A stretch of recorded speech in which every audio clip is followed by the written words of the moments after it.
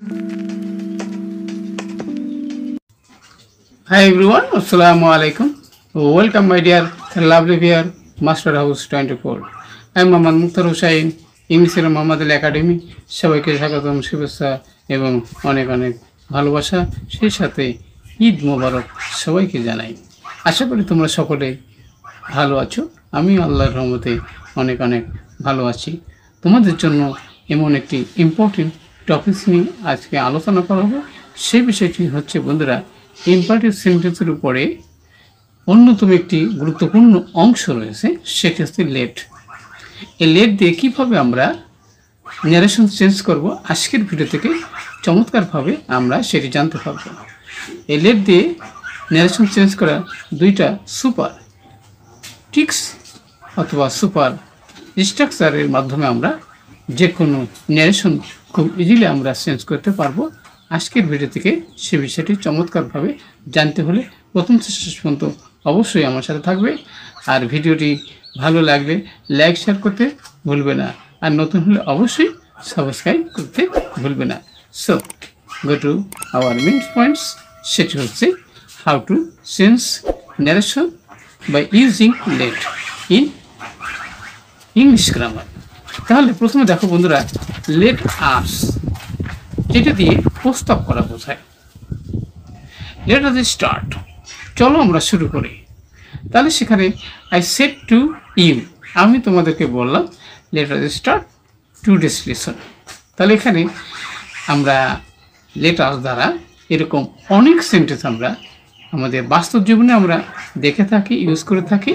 তাহলে এখানে ইনডাইরেক্ট করার সময় যে স্ট্রাকচারটির কথা আমরা বললাম, সেখানে প্রথমে সাবজেক্ট হবে, তারপরে কি প্রপোজড হবে অথবা সাজেস্ট হবে, তারপর অবজেক্ট থাকলে অবজেক্ট বসবে, তারপরে ইনভার্টেড কমার পরিবর্তে এখানে আমরা দ্যাট ব্যবহার করব।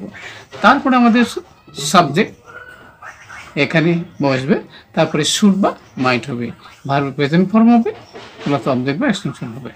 তাহলে বিষয়টি কি হচ্ছে, I propose to you that we should discuss our topics.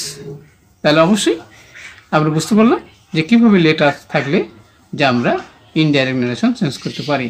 আরও বলতে পারি আমরা বন্ধুরা, দে সেড টু মি, তারা আমাকে বলল, let us solve the problem, চলো সমস্যাটি সমাধান করি।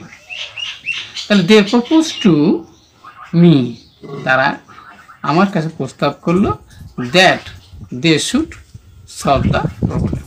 তাহলে এখানে অবশ্যই আমরা বিষয়টি ক্লিয়ার হয়েছি। আরও আমরা বলতে পারি বন্ধুরা যে উই সেড টু হিম, আমরা তাকে বললাম, let us go out for a walk, চলো একটু হেঁটে আসি। তাহলে we proposed to him that we should go out for a walk. তাহলে অবশ্যই লেট আস থাকলে কীভাবে আমরা যে কোনো ন্যারেশন আমরা ইজিলি আমরা সলভ করতে পারবো। তাহলে আমাদের নেক্সট পয়েন্ট হচ্ছে বন্ধুরা, যে লেট আস বাদে যদি থাকে তাহলে সেটাকে আমাদের অনুরোধ করা বোঝায়। তাহলে সেটি আমরা কিভাবে আমরা চেঞ্জ করতে পারি। তাহলে সেখানে বলতেছে বন্ধুরা, এখানে he said to me comma let me catch fish peacefully.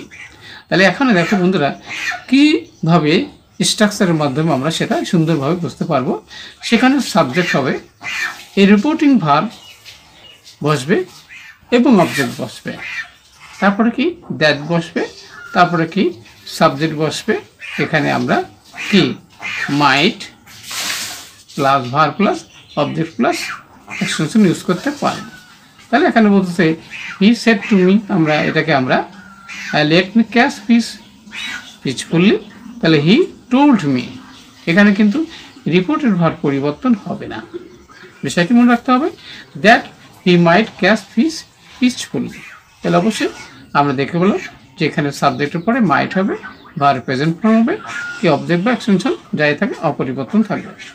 She said to him let me watch TV programme, তারপরে she told me that she might watch TV programme. তাহলে আরেকটা ভাবে কিন্তু আমরা পরিবর্তন করতে পারি, সেই বিষয়টি হচ্ছে বন্ধুরা, যেখানে আমরা দ্যাট ব্যবহার করবো না, তাহলে সেটা কীভাবে চেঞ্জ করা যায়। যেমন we said to the chairman let us drop the matter, তাহলে আমরা চেয়ারম্যানকে বললাম বিষয়টি চলুন আমরা বিষয়টি পারি। তাহলে কিন্তু এখানে আমরা লিখতে পারি কি, উই সাজেস্টেড হিম কি এখানে ড্রপিং দ্য ম্যাটার। তাহলে এখানে সাবজেক্ট ব্যবহার করলাম না, ভার্বের সাথে আইএনজি ব্যবহার করে আমরা এইভাবেও কিন্তু আমরা কি ব্যবহার করতে পারি, চেঞ্জ করতে পারি। তাহলে অবশ্যই আজকে আমরা লেট দিয়ে কিভাবে ইম্পোর্টেন্ট সেন্টেন্সের ন্যারেশন চেঞ্জ করতে হয় সেই বিষয়টি চমৎকারভাবে আজকের ভিডিও থেকে জানতে পারলাম। আর ভিডিওটি ভালো লাগলে লাইক, শেয়ার, কমেন্ট করবে। আর কি বিষয়ে ভিডিও দেখতে চাও দ্রুত কমেন্টস করে জানিয়ে দেওয়া। সবাই সুন্দর এবং সাকসেসফুল এবং আবারও ঈদের শুভেচ্ছা জানিয়ে এখানে শেষ করছি। আল্লাহ হাফেজ।